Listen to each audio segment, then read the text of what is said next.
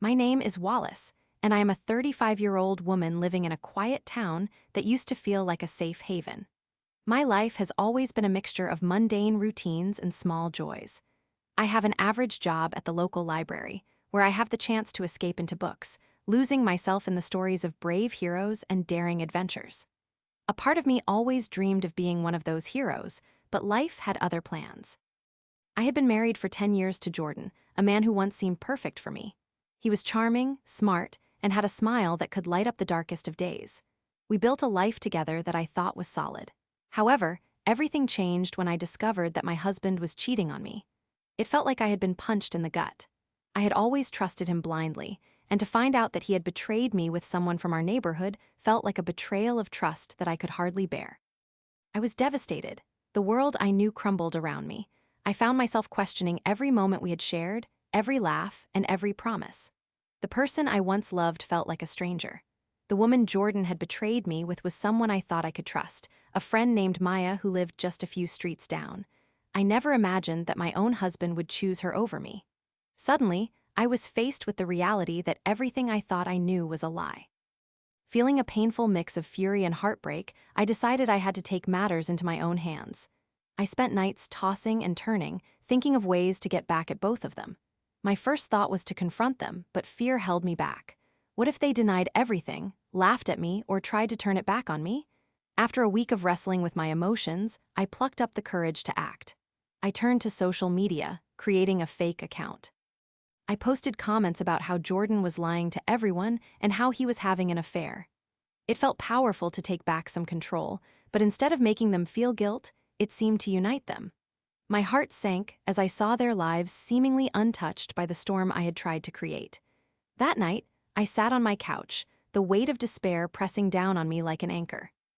I felt as low as I could possibly feel, almost convinced that nothing I did would make a difference, that they would only grow closer, thriving off my pain. I thought about giving up, letting them have their happiness as I wallowed in my sorrow. But in that darkness, something sparked within me. I remembered the stories I loved so much, the heroes who fought back against injustices and wrongs. I needed to find a way to channel my pain into something stronger.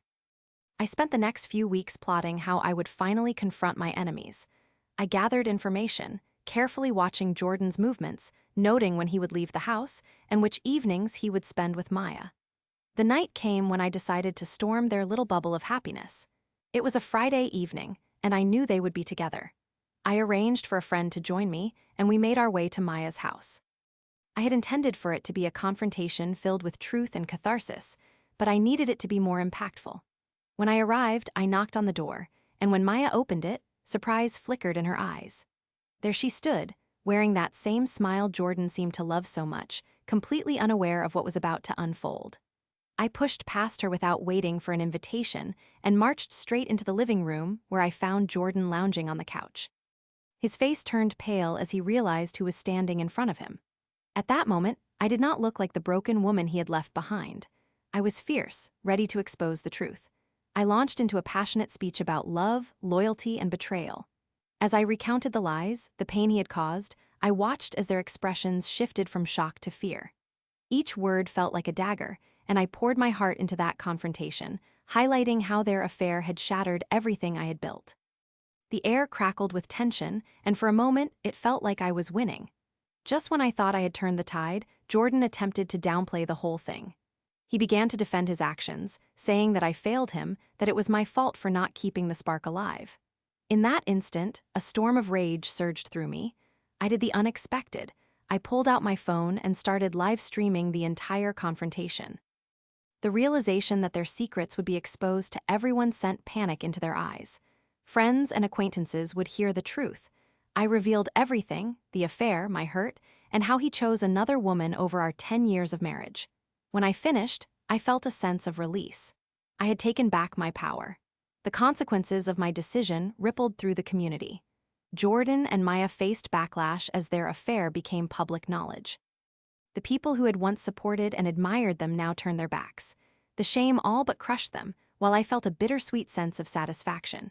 I took time to heal, but what surprised me more was how I started to love myself again. I moved my focus away from the destruction and chose to find the joy I once had in life. My relationships with friends shifted as they rallied around me, offering love and support. Slowly, I began to rebuild. I found strength in my pain and emerged from it stronger than ever. No longer was I defined by the betrayal I had faced, but rather by the courage I discovered within myself. I learned that revenge is not just about hurting others. Sometimes, it is about reclaiming your own narrative and walking forward into a bright future. In the end, I found my own happily ever after, not reliant on anyone else, but grounded in the strength of who I had become.